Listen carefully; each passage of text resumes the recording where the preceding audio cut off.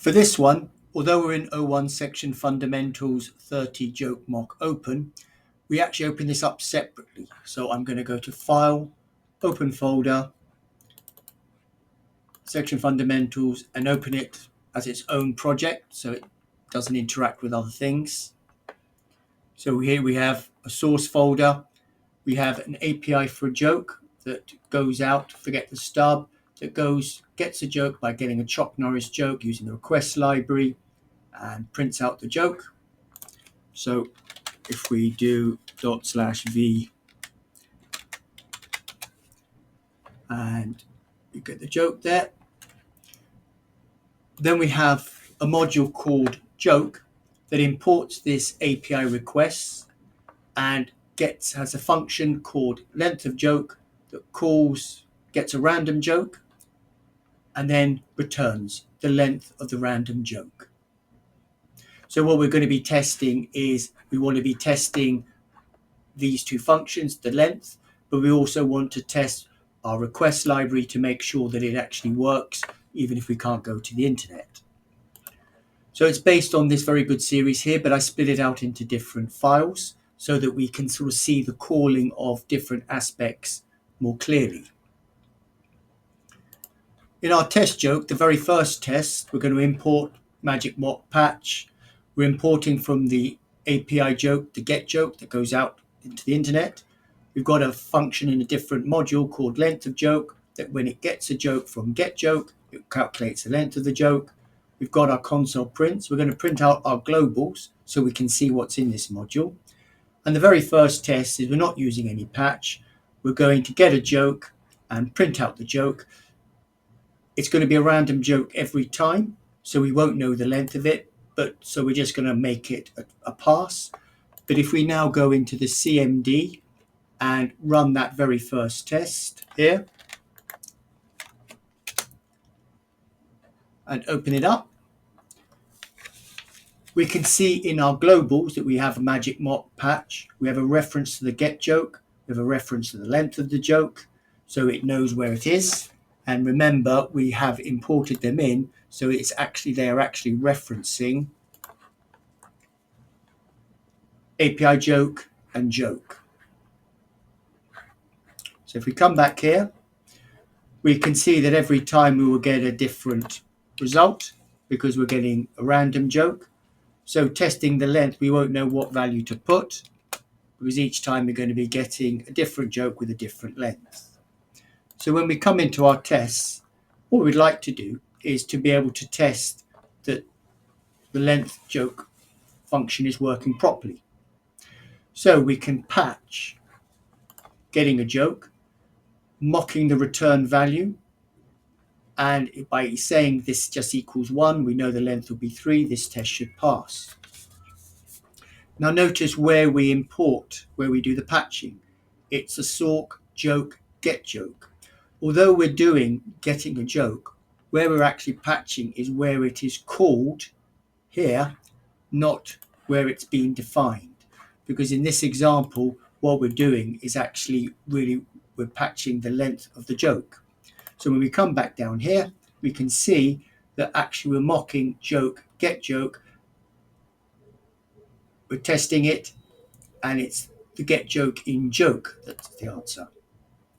But what if we want to patch out requests?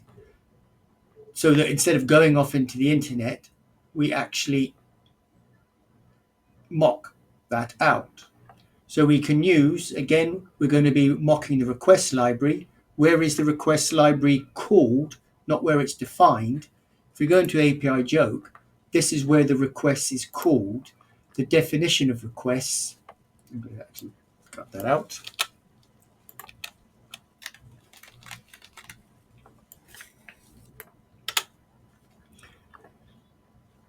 When we import requests, we're not going into the definition of how request is called and patching it.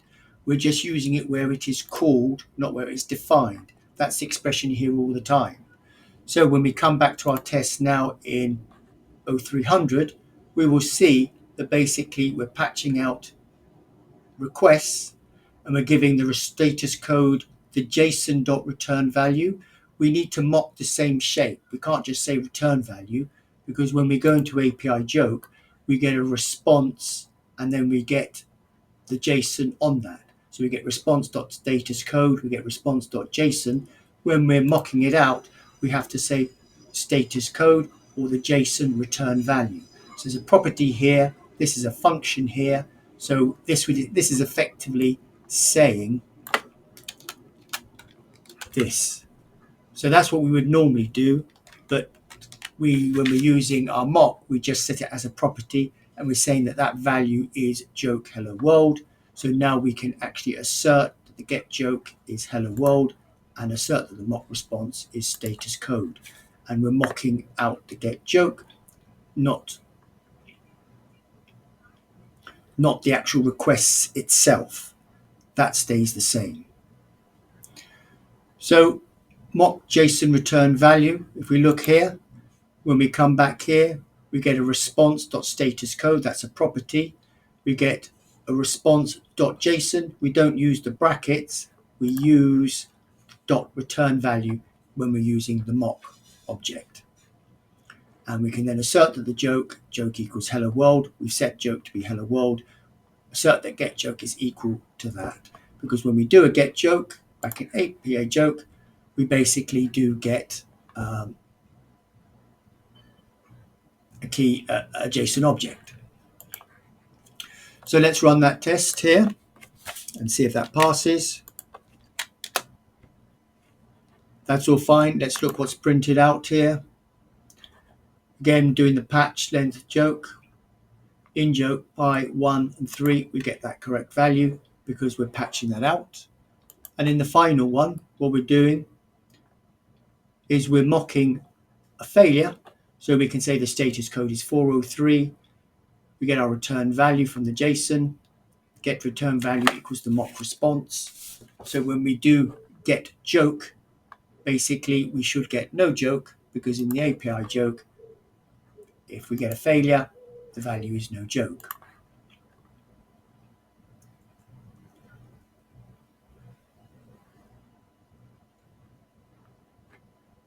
So if we run that one, the CMD failure, we can see all of that. That passes. And as I say, I'm finding it hard to explain it, but if you have the repo and work through it, you can just play around, break it up, and you'll see how it actually works.